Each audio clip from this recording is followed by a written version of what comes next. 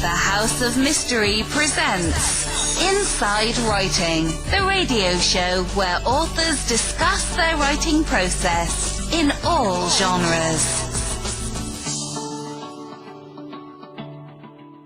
Joining us, a special guest, we've got Laura Nirider. Thank you for being here. Thank you so much for having me. It's a pleasure. So, Laura, first of all, before we get into some of this good stuff that you've been doing, let's talk about you. Now, how did you get involved in being in the Innocence sort of project and helping wrongful convictions? Where did that come from? Yeah, it's a good question. And it's a question that actually has everything to do with my representation of Brendan Dassey, whose story was told in the Netflix series Making a Murderer. For me, it goes back 13 years when I was a law student here at Northwestern University in Chicago. And I was getting near the end of law school, and I thought I had my whole life figured out, right? I was going to be a business lawyer. That was my plan. I had a job lined up after graduation and everything. And my last year of law school, on a whim, I decided to sign up for a class on wrongful convictions. Taught by Steve Drizin. Now, I knew nothing about, criminal law. I knew nothing about the justice system. I certainly knew nothing about wrongful convictions. But this just so happened to be about 4 months after Brendan Dassey had been convicted in Wisconsin at trial of raping and murdering Teresa Halbach. And my professor, Steve, had just agreed to handle Brendan Dassey's appeal because he's an expert on false confessions.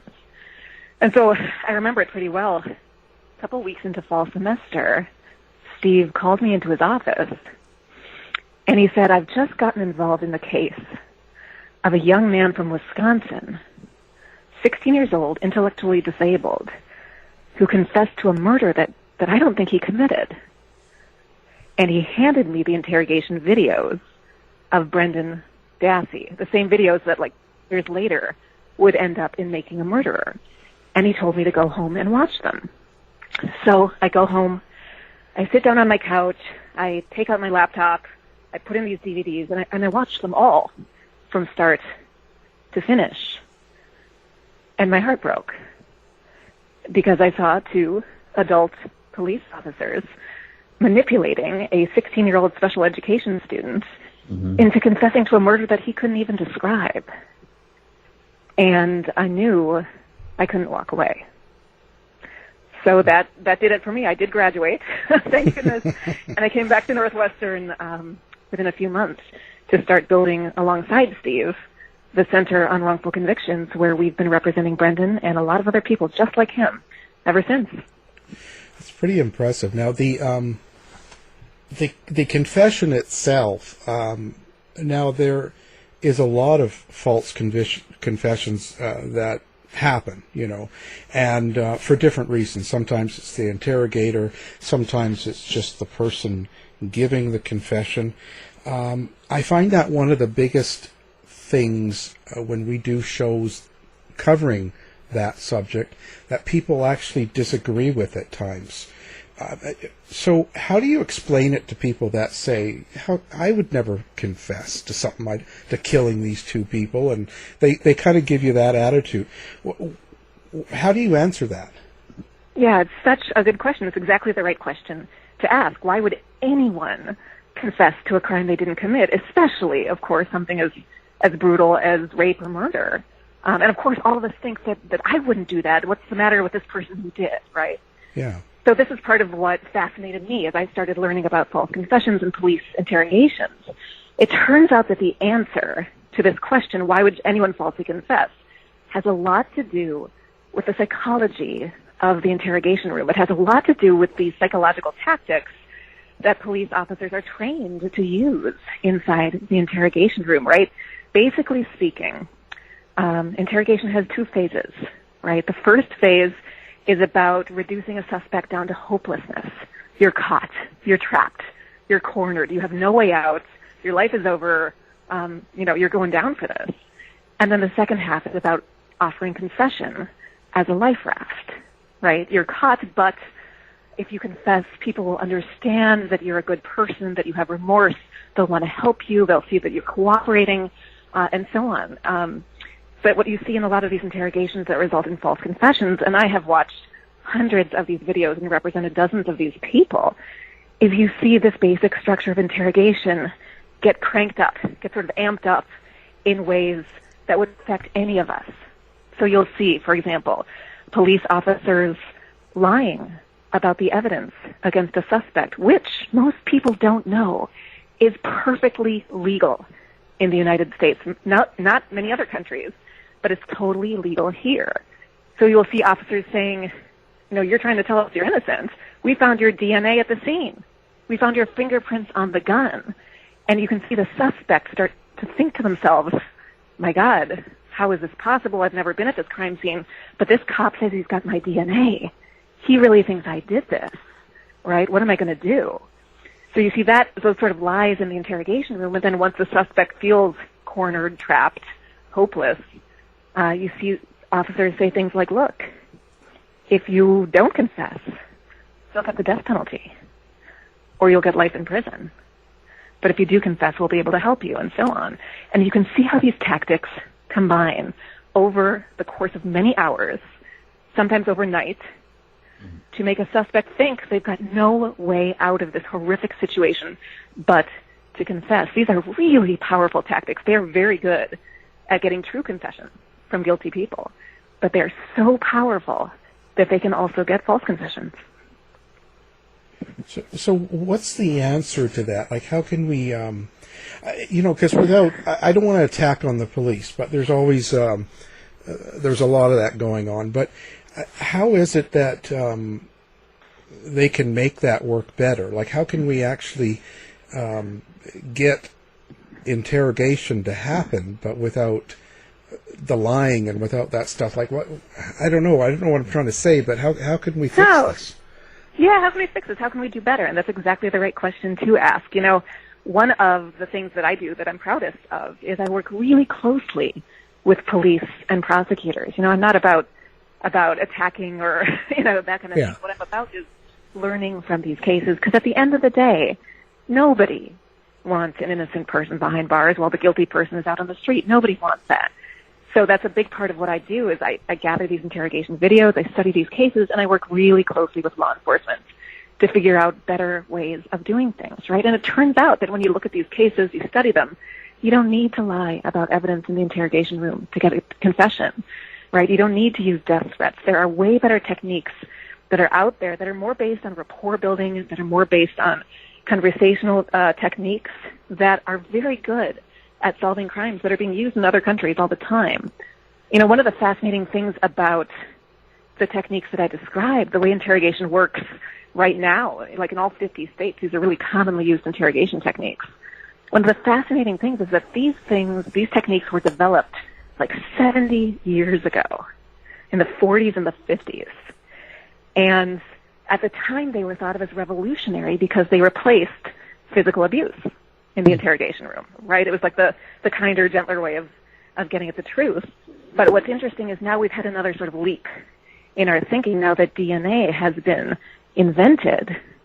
Turns out we are proving confessions false using DNA at a rate that's much higher than anybody ever thought, and under circumstances that are different than anybody thought before. So it's time for us to learn from what these cases can tell us, from what the DNA revolution can tell us, and it's time to work together to, move this forward. When you go back to the Brendan Dassey and that case, there's also kind of a cult of personality. Like everyone that was involved in that making a murderer, it really goes by their personality and how they're addressed. And I take that as, you look at Ken Kratz, right? The majority of people that watch the show absolutely hate him. And they say a lot of bad things about him. And, he's been on the show 2 or 3 times. He still swears by Brendan Dassey being involved. So do you think that he really believes that? Or do you think he just can't let go of it? Or because it hurts his own persona? You know what I'm saying? Yeah, I know exactly what you mean. And, I can't speak to what's in somebody else's head, of course. But what I can say is when you have worked on as many false confession cases as I have, and that my colleagues and I have, right? And these are cases where confessions have been proven false by DNA, cases where we know they're false. You see exactly the same kinds of things play out in those cases. You see old school law enforcement who may not necessarily mean any harm whatsoever, who may really want to get the real perpetrator, keep them behind bars. Old school law enforcement having a hard time adjusting to this new reality where false confessions really happen. They happen under circumstances that are different than you think. It doesn't take physical abuse, especially for someone like Brendan Dassey. You know, it doesn't take heavy-handed techniques. Brendan was 16 and in special ed. He was in 10th grade. And, you know, one of his special ed accommodations in school, in the classroom, was that he needed an adult to sit with him so that he could understand the words the teachers were saying to him. His disabilities are really verbal. He has a really hard time understanding spoken words. So he needed this adult with him in the classroom to help him, you know, cope with that.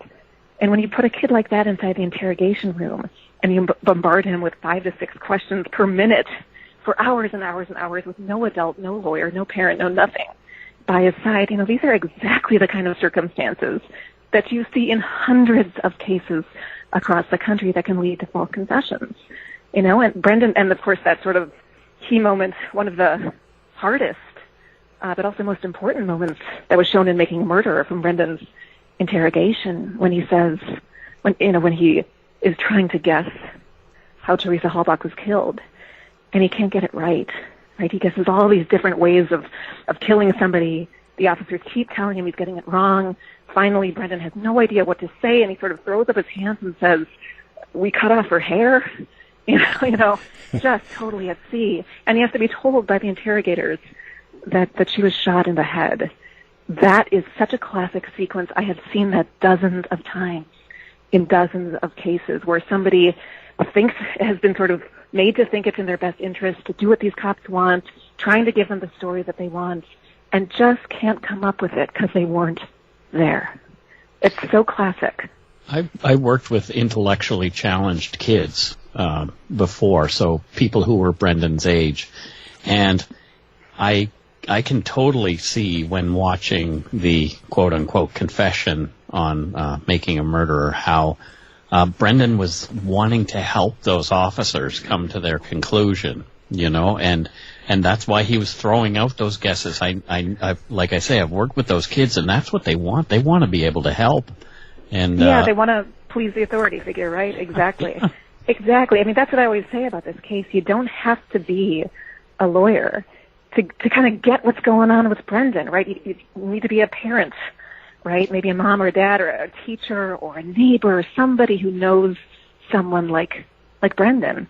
Mm-hmm. And, you know, after the series came out, I had the very, very good fortune of being able to travel around the globe to talk to people about Making a Murderer and wrongful convictions and Brendan and false confessions and all of these issues.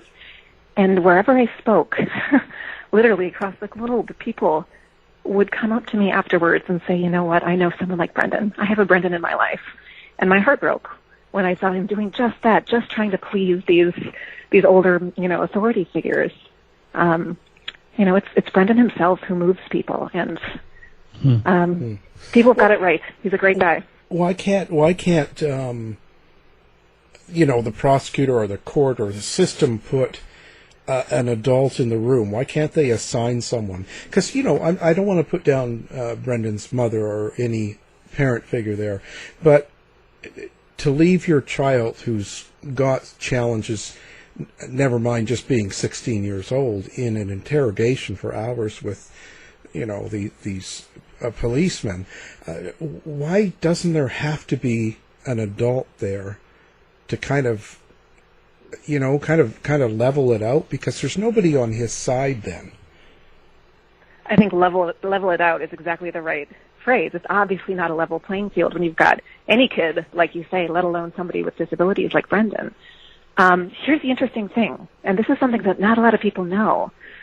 Only about 13 or 14 states require police right now to try to contact a parent before questioning a child. So in the vast majority of states, there's no requirement that a parent get notified. That's something we're working on changing very much. I know I'm a mom. I've got 2 boys. And, I would be horrified to find them being questioned, being put in any sort of legal jeopardy without my knowledge. But that happens in a lot of these cases. But you're also right that sometimes a parent's protection isn't enough. Parents are susceptible to these interrogation tactics just like their kids are. Parents can be sort of confused and that sort of a thing. So the reform that we really push for at the Center on Wrongful Convictions is to require a lawyer in the interrogation room for kids. Now, this was the law in 0 states before Making a Murderer, but after the world saw what happened to Brendan, I'm pleased to say that 2 states so far, Illinois and California, have passed the first laws in the country requiring lawyers in the interrogation room for certain kids. It is, those are early steps, those are baby steps, but they are long overdue to protect, all of our kids. Now you've been doing a podcast now, wrongful conviction podcasts. How did that start out? Like, why do a podcast? Yeah, it's a great question. For me, it did have everything to do, again, with Making a Murderer. When those filmmakers showed up in Brendan's case and started filming us in court, we didn't solicit it, we didn't ask for it, we sort of had no idea who they were until they told us they wanted to make a series about it.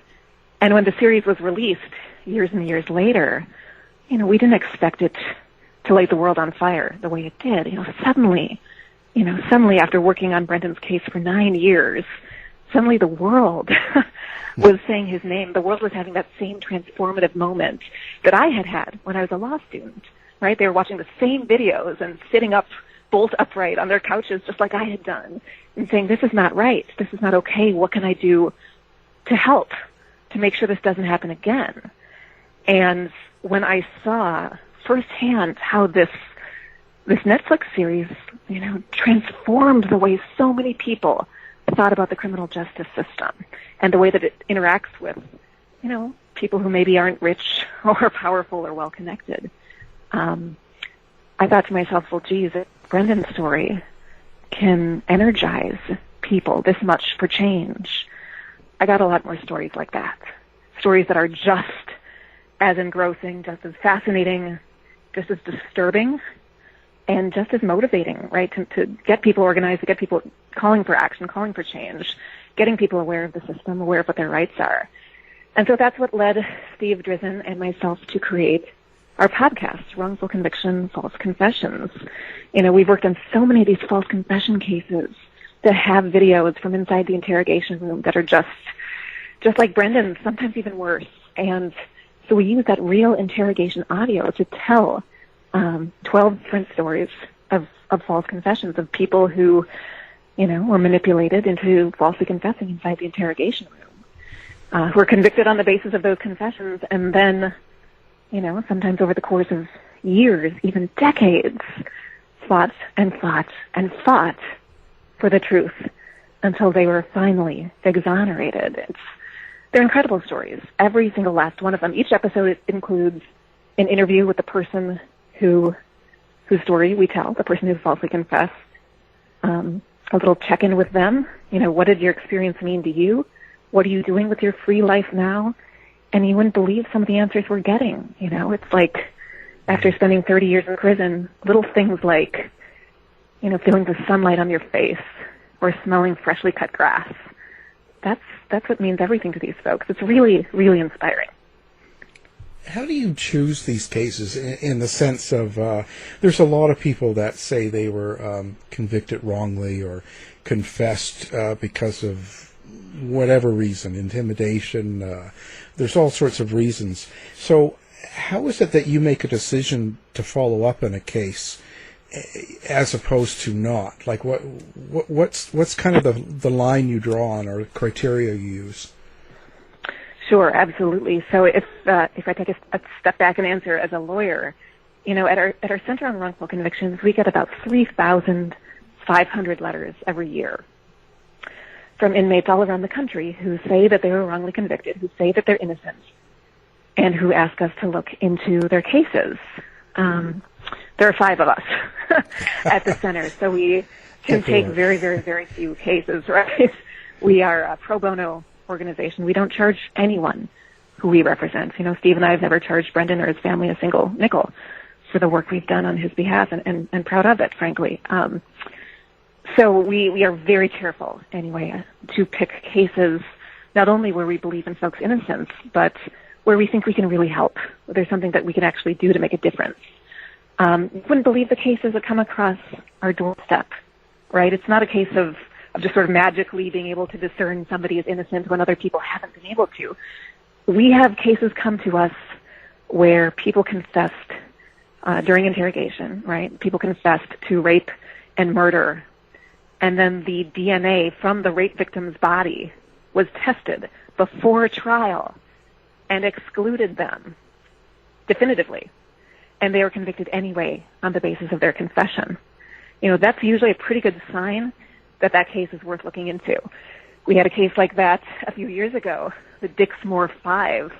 It was a case of 5 teenagers who were interrogated about the rape and murder of their 14-year-old classmate, right? They were all interrogated. 3 of them ended up confessing and implicating the whole group, right? They all go down for this crime, but before any of them went to trial, the DNA from this rape victim is tested, and it's not any of the 5 teenagers. But they still go down based on the confessions, spend close to 20 years in prison before we and a couple of other innocence organizations around the country decided to take their cases. And at that point, we took the DNA sample from the victim and ran it through the national DNA database, which didn't exist 20 years ago, but now it does. So we were able to run it through the database and get an exact match to a single adult male repeat sex offender who lived a couple blocks away from the victim and who had a history of raping and attacking other women, including after this 14-year-old girl was attacked. You know, it's signs and signals like that when a case just doesn't make sense, especially where the scientific evidence doesn't make sense. You know, that's what makes you at least take a second look at a case. And I know one thing that you guys cover a lot or talk about is, you know, what they call junk science. How difficult is that to get reversed when they have, you know, there's different science that comes out, or they call it science, that actually get people convicted. You know, there's things that aren't really that conclusive. How can you get people to think differently about some of these things?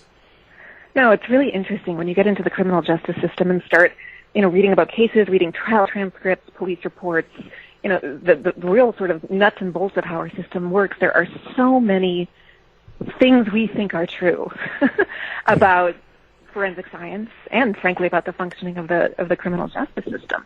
So many things we all think are true that it turns out are sort of based on myths or old information, outdated information. You know, one great example is, you know, we all believe that no one would falsely confess. Well, now we're learning that this happens way more often than we think. And junk science is another really good example. You know, it's another host on the Wrongful Conviction Podcast Network, Josh Dubin, has a series about junk science that people should check out. It's excellent, where he brings on experts who deconstruct a lot of the scientific evidence that is used all the time in jury trials, stuff like blood spatter evidence or gunshot residue evidence, right? This kind of stuff that we're all used to hearing about on CSI. But it turns out there's more and more reasons to question the accuracy of a lot of this kind of evidence. Yeah, I saw that with the, I think it was an episode on false confessions, that something about the teeth marks not being reliable in a case that someone got put away with. So found that... that's another... Because I always thought it was reliable. I always thought it was... Of course you did. I did too before I started learning about all this stuff. Fun, right? You know, I mean, all of us thought that stuff was reliable. I did too before I started learning about this world. So it's an incredible world when you start sort of peeling off the layers of myths and just outdated beliefs, right, that have been at the core of the way our criminal justice system works for so long. You know, that's one reason why being a wrongful conviction lawyer is so exciting, because you can say not only was there a mistake in this one case, But let's figure out what this tells us about the whole system and how we can make it better. And that's really what I'm focused on in my work and in our podcast too. Yeah. It kind of, if I get into it and watch a series like that, or any of them, I start to feel overwhelmed. I start thinking, holy cow, there's so much BS out there. And with that False Confession series, there was a lot of, I have a lot of true crime writers and people that I'm friends with on social media or interact with. There's quite a bit of blowback to that. A lot of people that say that these shows are wrong. They're not doing it right. They're only showing you part of it. How do you answer to something like that? Yeah, I think that is true of a lot of the true crime shows that are out there, frankly. Yeah. And I think that, there's a lot you can say about the true crime genre, right? About ways it's interesting and compelling, and maybe some ways in which it can feel sort of cheap and sleazy sometimes, too. Yeah. When it comes to our stories, the stories we tell, our false confession stories in our podcast are based on real video of interrogations, so the video shows what it shows, and it's based on DNA evidence. The stories we tell are people who've been proven innocent by DNA, and that DNA very often has identified the real perpetrators. So, we tell stories that are backed up by video evidence and by science, and that, in fact, are some of the most sort of prominent cases of wrongful conviction in the country, because in many ways, when you hear about these false confession cases, when you listen to these interrogation videos, they can be some of the most disturbing cases of wrongful conviction. You're actually seeing an innocent person, have their words used against them. And, it's fascinating and disturbing. Yeah. So you're in season 12 now. What are some of the cases you're covering for the new season? Yes. So the episode that we just released yesterday is one I'm particularly proud of. Actually, you can check it out on Apple Podcasts or wherever you listen. The episode we dropped yesterday was the story of two intellectually disabled brothers from North Carolina who were interrogated after a little girl from their community was found horrifically murdered. And these two guys were very disabled. One of them had an IQ about half that of Brendan Dassey, if that kind of helps you figure it out. Mm. And they ended up signing confessions written out by the cops that they couldn't even read. And not only were they convicted on the basis of these confessions, but the older of the two brothers, the 19-year-old, was sent to death row in North Carolina. Turns out that the prosecutor, the DA who had prosecuted these kids, was written up in the Guinness Book of World Records as the deadliest DA, right? One of the district attorneys in the country who is, I guess, most prolific at seeking the death penalty, right? Exactly. That's what I want to be. There you go, exactly. And he sent 47 people to death row. Come to find out years later, more than 10 of those convictions were reversed for prosecutorial misconduct.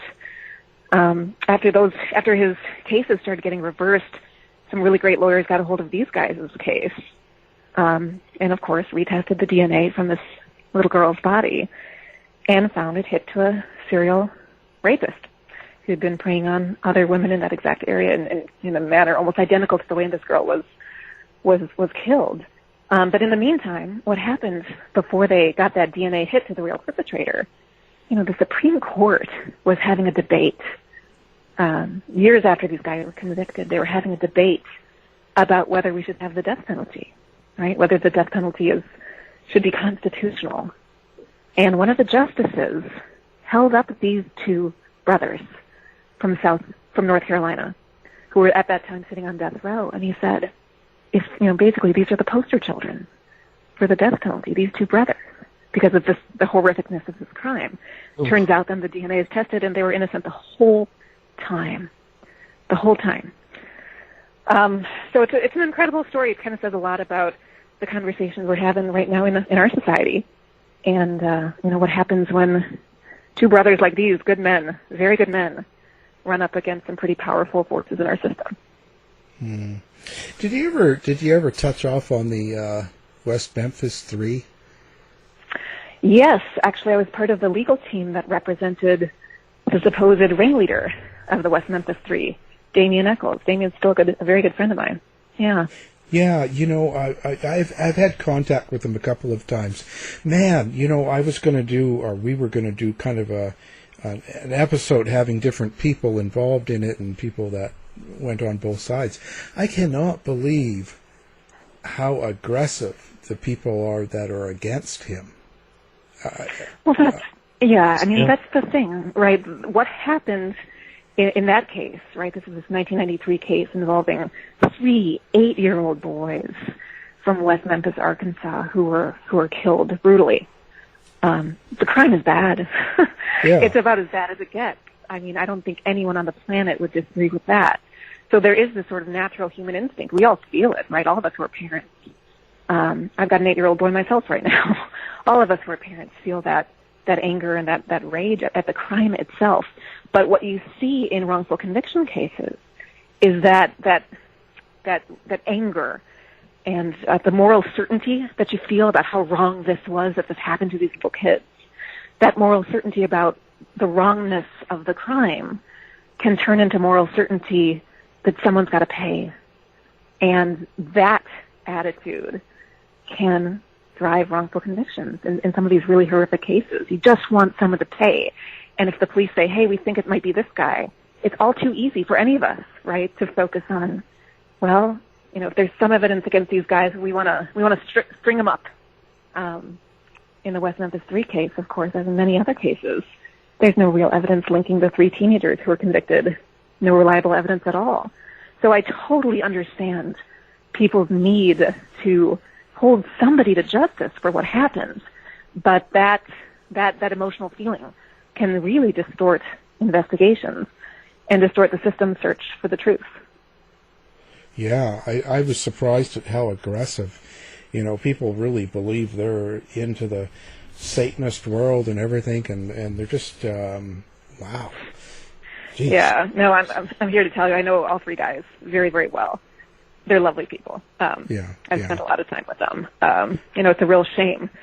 It's a real shame. When I was working on that case, and as well as Brendan's case, which I'm still working on, you do get a lot of blowback, a lot of anger from people who, again, are responding to the horribleness of the crime. And it just bears repeating, when I do these cases, my God, my heart goes out to the victims' families. Everybody's does.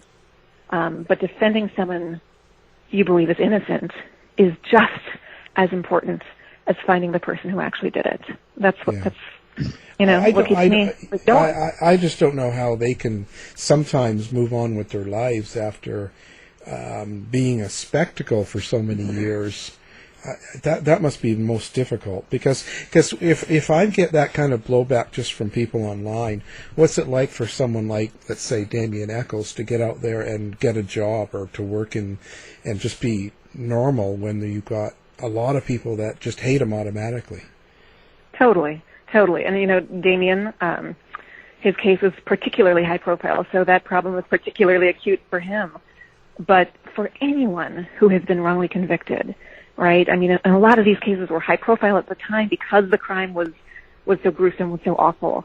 For anyone coming out of prison after years of being labeled publicly a killer, right? Coming out from that stigma, coming out from that absolute sort of erasure from the world, it's a lot to deal with. It is a whole lot to deal with. I'm so grateful to the people that we work with who support people who are coming out of prison, right? Psychologists, therapists, everybody, philanthropists who pay for housing and food.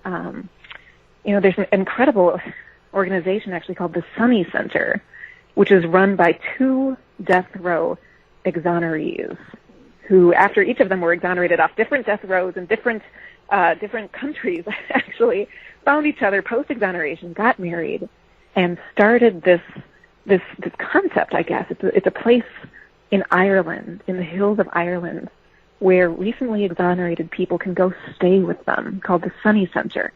And they can just stay out in the countryside and, do those things I talked about, feel the sunshine on their face, smell the grass, just get used to the rhythm of life on the outside again. It's a beautiful idea.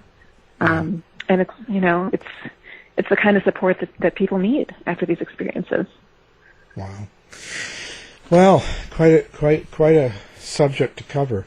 Do you have a website, or do you have a place that people can come find you or find your for your podcast? Absolutely. Our podcast is called Wrongful Conviction, False Confessions. You can find it on Apple Podcasts or wherever you listen to your favorite shows. And you can also follow me on Twitter or Instagram at Laura Nirider. Fantastic. We're going to have that up on our site as well, so people that are listening can just do one click and find out and listen to your podcast and follow you, hopefully. Hopefully nothing negative there. You know, it's been a real pleasure having you on the show, and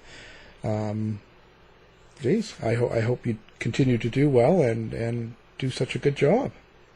Oh, thank you. I wish you all the best, and it's been a real pleasure talking about this with you.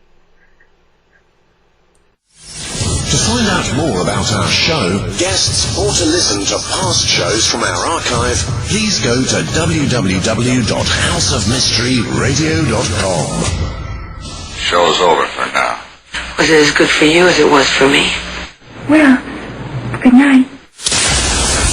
This has been a production of Something Weird Media. I'll be back.